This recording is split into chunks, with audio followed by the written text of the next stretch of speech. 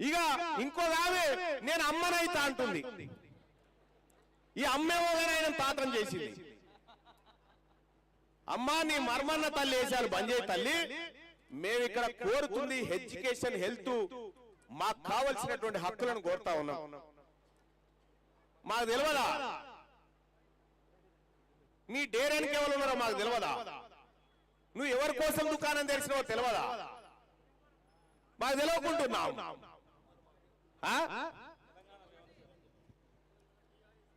మా అమ్మ మా ముదిరాజు తల్లి, మా పద్మశాలి తల్లి, మా గౌండ్ల తల్లి,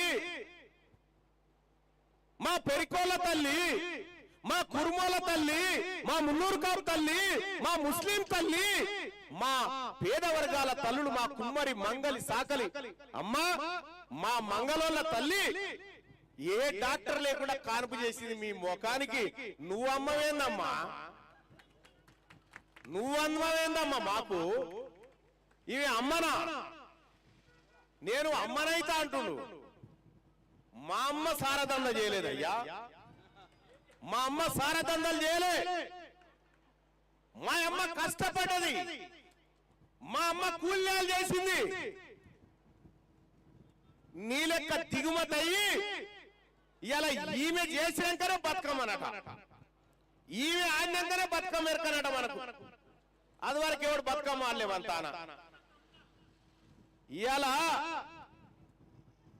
నేను చెప్తా ఉన్నా, మా తెలంగాణ రాజ్యాధికార పార్టీలో ఉన్నటువంటి మా ఆడబిడ్డల కాలుకోటికి సరిపోవు నువ్వు.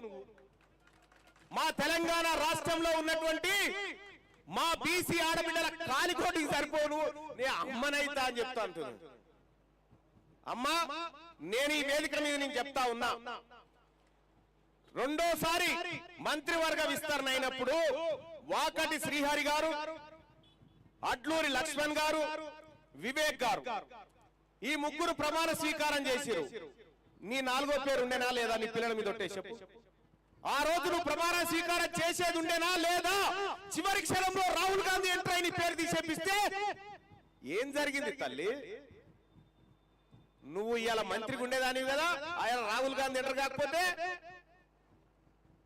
మీ నాయన నిన్ను ఎందుకు ఎలగొట్టిండు తల్లి? నువ్వు ఢిల్లీకి పోయి కాంగ్రెస్ వాళ్ళతో చేతులు కలిపేవానే కదా నిన్ను పక్కకు పెట్టింది. నువ్వేదో ఆత్మగౌరవ సమస్య అని చెప్పుకుంటా ఉన్నావు.